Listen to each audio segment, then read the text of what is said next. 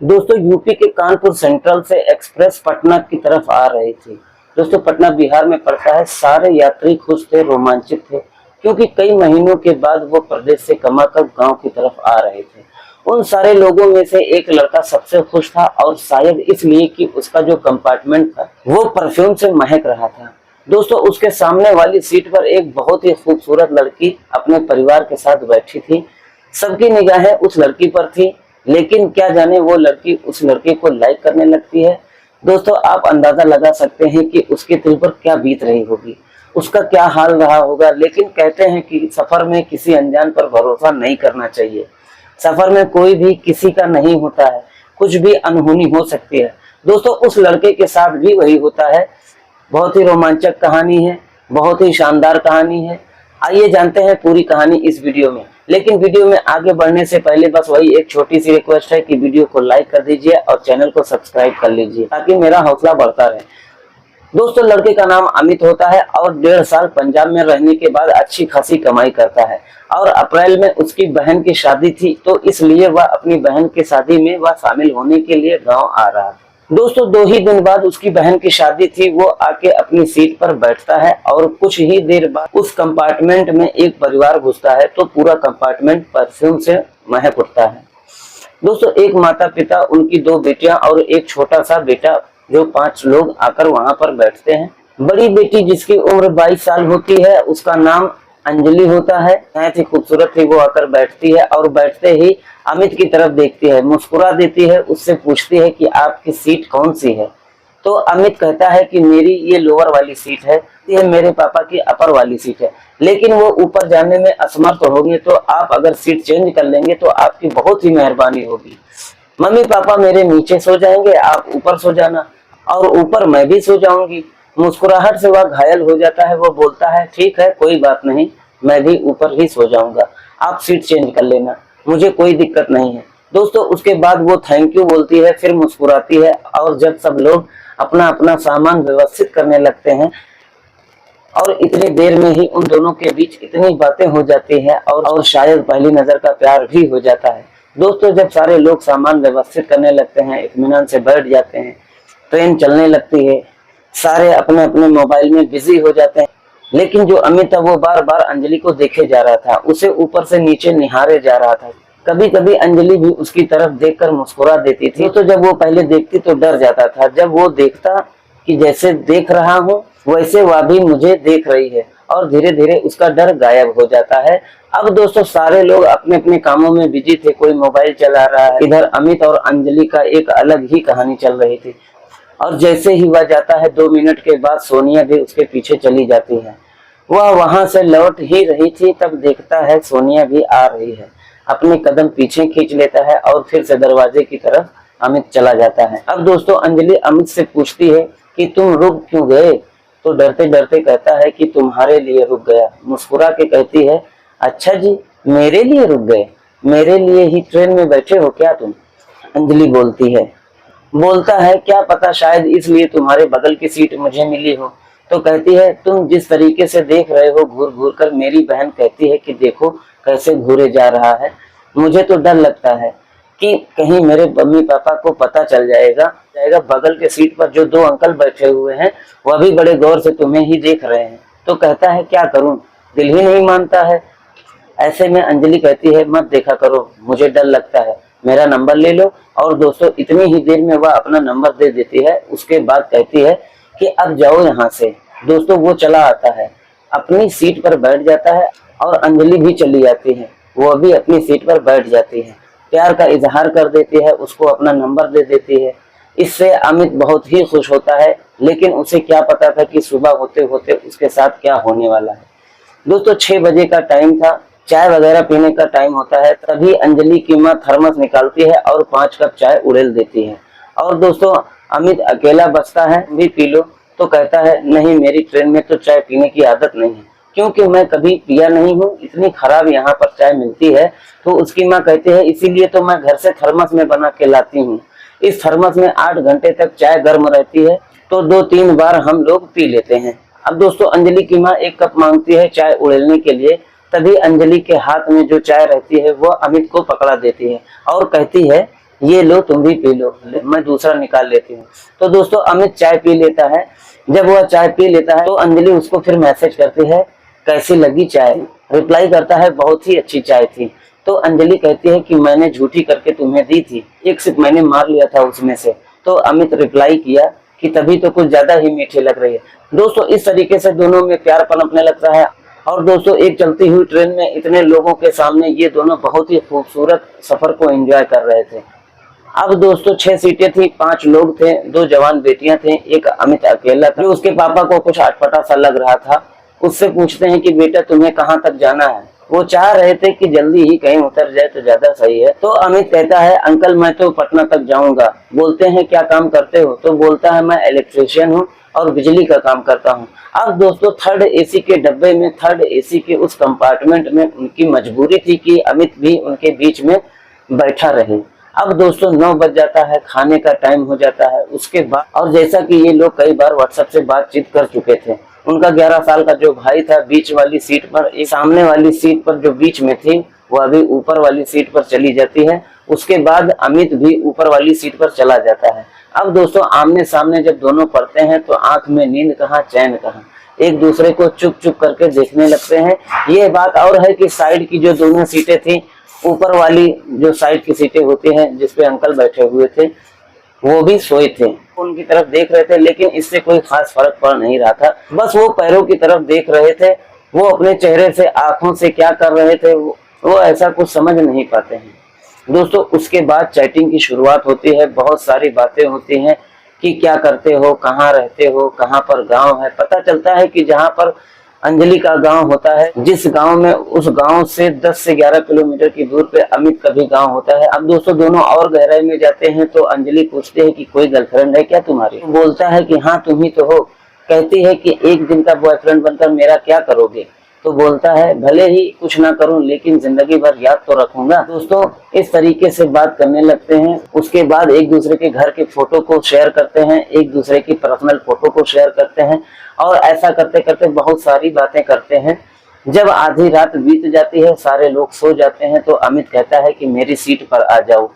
फिर वो कहती है कि पागल हो गए हो क्या, तुम्हारी सीट पर क्यों आ जाओ, और ये ट्रेन है, तुम्हें डर नहीं लगता। तो कहता है कि नहीं बिल्कुल नहीं डर लगता, तुम आ जाओ नहीं तो मैं तुम्हारी सीट पर आ जाऊंगा। वो उसको मना करती है, कहती है कि नहीं ऐसा मत करना, कोई जग गया तो उसे तुरंत समझ में आ जाएगा कि एक सीट पर 2 लोग, और सामने वाली सीट पर देखो अंकल भले ही सो गए हैं, अगर उनकी आंखें खुल जाएंगी तो तुरंत पता चल जाएगा। फिर भी वो कहता है नहीं मैं आ रहा हूँ। तो कहती है मैं नीचे चली जाऊंगी अगर तुम जिद करोगे तो। दोस्तों उसके बाद कहता है नहीं नीचे मत जाओ, मैं नहीं आऊंगा, डरो मत। उसके बाद अंजलि कहती है कि चलो अब सो जाओ, ज्यादा दिमाग मत खराब करो, गुड नाइट। गुड नाइट का मैसेज कर देती है। उसके बाद वो सो जाती है। 2-4 बार और ये मैसेज करता है, उसको जगाने की कोशिश करता है लेकिन उसे नींद नहीं आ रही थी, वह सो जाती है, इधर ये भी सो जाता है। अब दोस्तों सुबह होती है, सारे लोग उठते हैं। अमित ब्रश निकालने के लिए अपना बैग ढूंढता है तो दोस्तों उसका बैग ही नहीं मिलता है। उसका बैग गायब हो चुका था, उसके चेहरे पर हवाइयां उड़ने लगी थी। काटो तो खून नहीं, इधर उधर वह हड़बड़ी में सवार था। सब लोगों का सामान निकालता है, अपना बैग ढूंढता है लेकिन उसका बैग गायब हो चुका था। अब दोस्तों 2 ही दिन बाद उसकी बहन की शादी थी। वो अपनी बहन के लिए उसने गहने ले रखे थे, मोबाइल ले रखा था, उसके अलावा दूल्हे के लिए उसमें चैन खरीद रखी थी, अंगूठी रखी थी। कुल मिलाकर 7 से 8 लाख का सामान होता है। अब दोस्तों ये सारे लोग को पता चलता है तो सबको विश्वास ही नहीं होता है, लेकिन वह रसीद दिखाता है कि देखो मैंने परसों ही गहने लिए थे अपनी बहन के लिए, अपने बहनों के लिए। तब सारे लोग समझाने लगते हैं कि तुम कितने लापरवाह आदमी हो, कोई परदेश से गहने खरीद कर ले जाता है क्या। तो अमित कहता है कि मैं एक ज्वेलर्स के यहाँ बिजली का काम कर रहा था, उन्होंने मुझे बहुत अच्छे रेट दिए थे और इसलिए मैं ले आया था, वरना यहाँ लेने की क्या जरूरत है, मुझे क्या पता था ऐसा हो जाएगा। दोस्तों वो छटपटा रहा था। अब इतने लोगों के सामने वह फूट फूट कर तो नहीं रोता था, लेकिन उसकी आंखों से आंसू गिरने लगते हैं, जिसको देखकर लोगों को बहुत तकलीफ होती है। अंजलि को भी बहुत दुख हो रहा था, अपना दुख जता नहीं सकती। अगर अमित के बाद किसी को सबसे ज्यादा दुख हो रहा था तो वह अंजलि को हो रहा था। अब लोग पूछते हैं कि तुम्हारे पास और पैसे नहीं है क्या। तो बोलता है मेरे पास सिर्फ 1 लाख रुपए हैं जो कि मेरे खाते में पड़े हैं, शादी का सारा खर्चा उसी से होना है, इसके अलावा मेरे पास कोई पैसे नहीं है। अब दोस्तों कोई करे तो क्या करे, उसके बाद वो मुंह लटकाए बैठा था। तो सारे लोग समझाते हैं, फिर वो चाय पीता है, उसके बाद बाथरूम की तरफ चला जाता है। जब दोस्तों वह बाथरूम की तरफ से आता है तो अंजलि अपनी मम्मी से कहती है कि मम्मी, इसकी बहन की शादी है, इतना ये परेशान है, देखने में ठीक ठाक लग रहा है और पैसे भी शायद कमाता होगा, और अपने गांव के ही बगल का तो है, 10 किलोमीटर की दूरी है।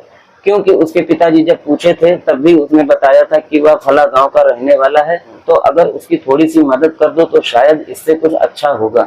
अब जब उसके पापा ये बात सुनते हैं तो कहते हैं, बेटा ठीक तो है, लेकिन क्या पता वो देगा कि नहीं देगा, क्या पता वो झूठ बोल रहा हो। तभी अंजलि की मम्मी कहती है, अरे नहीं, झूठ क्यों बोलेगा, इतना तो परेशान हो रहा है बेचारा, अगर झूठ बोलता तो इतना कोई परेशान नहीं होता, वैसे भी झूठ क्यों बोलेगा। फिर उसके पापा जो है बगल की सीट पर जो 2 अंकल बैठे हुए थे उनसे पूछते हैं कि भाई साहब, क्या ये जो कह रहा है सही कह रहा है, क्या सच में उसका सामान चोरी हुआ है।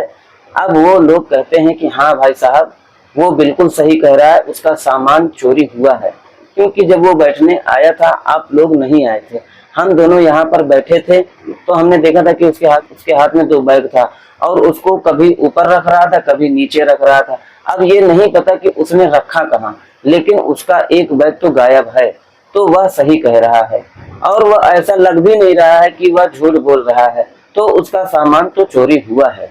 अब दोस्तों इधर ये लोग डिसाइड करते हैं कि चलो ठीक है, उसको आने दो, फिर ये बात करते हैं। तैसे ही अंजलि उससे पूछती है कि कितने का सामान तुम्हारा था, तो वो बोलता है, अंकल 5 लाख से तो 1 पैसे कम का सामान नहीं था, उससे ज्यादा का ही रहा होगा। तो फिर वह कहते हैं कि तुम्हारे रिश्तेदार में कोई ऐसा नहीं है जो तुमको पैसे दे सके। तो बोलता है, अंकल मेरे रिश्तेदार में मैं ही एक हूँ जो ठीक ठाक कमाता हूँ, बाकी रिश्तेदार में ऐसा कोई नहीं है, और पैसे की बात नहीं है, बस बात यह है कि सिर्फ 2 ही दिन बाद शादी है, अगर ये शादी महीने 2 महीने के बाद होती तो मैं अरेंज कर लेता, ऐसी कोई बात नहीं है। तो बोले, तुम कितना कमाते हो। तो अमित कहता है कि अगर काम कितना भी कम चले तो 40 से 45 हजार कमा ही लेता हूँ, लेकिन काम ज्यादा चलता है तो कोई भरोसा नहीं है, 80 से 90 हजार तक भी कमा लेता हूँ। तो बोलते हैं, चलो ठीक है, तुम मुझसे लेना चाहो तो 3 लाख रुपए ले सकते हो, मुझे जो है 6 महीने में दे देना। दोस्तों जब ये बात सुनता है उसकी आंखों में आंसू आ जाते हैं और कहता है, अंकल मैं आपको महीने 2 महीने में ही दे दूंगा, आपकी बड़ी मेहरबानी होगी, आप कम से कम इतना तो भरोसा कर रहे हो मुझ पर। अब दोस्तों उसके बाद खाते में 3 लाख ट्रांसफर कर देते हैं। उसके बाद उसको पटना में एक ज्वेलरी की दुकान भी बता देते हैं जहां पर अच्छे भाव से उसको सामान मिल सकता था। अब दोस्तों कुछ देर पहले तक जो हंसता खेलता सफर गम में बदल चुका था, एक बार फिर से उसमें खुशियां लौट आई। वो अंजलि को बार बार कहता है, तो आप लोग प्लीज आएंगे तो बहुत अच्छा लगेगा, मेरे परिवार वालों को भी बहुत अच्छा लगेगा। वो लोग बोलते हैं, ठीक है बेटा, देखा जाएगा। अब दोस्तों उसके बाद 3 बजे पटना ट्रेन पहुंचती है, लेकिन सामान किसने लिया, क्या हुआ, कुछ भी पता नहीं चला। उसके बाद ट्रेन पटना पहुंचती है, सारे लोग अपने अपने घर जाते हैं। अब जब अमित अपने घर जाकर ट्रेन की बात बताता है दोस्तों, हंगामा मच जाता है, पूरा परिवार रोने लगता है, लेकिन यह भी बताता है कि एक ऐसे भले आदमी ने हमको पैसे दे दिया है और बिना ब्याज के उन्होंने दिया है, उसको 2-4 महीने में लौटाने हैं। दोस्तों इधर शादी की तैयारियां चल रही थी। अंजलि को बार बार मैसेज करता है, कॉल भी करता है कि आना है, प्लीज आप लोगों को आना है। तो अंजलि कहती है कि 100% आऊंगी, तुम भरोसा रखो, मम्मी को तो मैं मना ही लूंगी। दोस्तों शादी वाले दिन अंजलि और उसकी मम्मी और उसका जो 11 साल का भाई था, वो सारे लोग आते हैं। बहुत ही मान सम्मान उनका ये लोग करते हैं, बहुत ही इज्जत देते हैं, उनकी कायदे से इज्जत करते हैं और उनको बैठाते हैं। शादी शुरू होती है, उसकी मम्मी और उसका भाई तो खा पी के सो जाते हैं, लेकिन अंजलि और उसकी बहन दोनों रात भर जगते रहते हैं। दोस्तों देखकर लगता ही नहीं था अंजलि कोई गैर है या फिर एक दिन की जान पहचान है। इस कदर बेइंतहा मोहब्बत इन दोनों में हो चुकी थी कि एक दूसरे के रूह तक में ये दोनों उतरना चाहते थे। पूरी रात ये जग के उसकी बहन की शादी देखती हैं। दोस्तों जो खुशियां थी अंजलि के आने से दुगनी हो जाती हैं। शादी हो जाती है, विदाई हो जाती है, अब सब अपने अपने काम में लग जाते हैं। उसके बाद फिर अमित चला जाता है लुधियाना, अपना बिजली का काम फिर से शुरू कर देता है। और दोस्तों अंजलि के पापा जिक्र तक भी नहीं किए कि 3 महीने बाद ही अमित उनका पैसा सारा लौटा देता है। जब वह पैसे लौटाता है तो उसके पापा बहुत इम्प्रेस होते हैं और जान जाते हैं कि वह वाकई में अमित एक अच्छा लड़का है। दोस्तों अंजलि के पापा की वहां पर फर्नीचर की दुकान होती है, बहुत ही बड़ी दुकान होती है।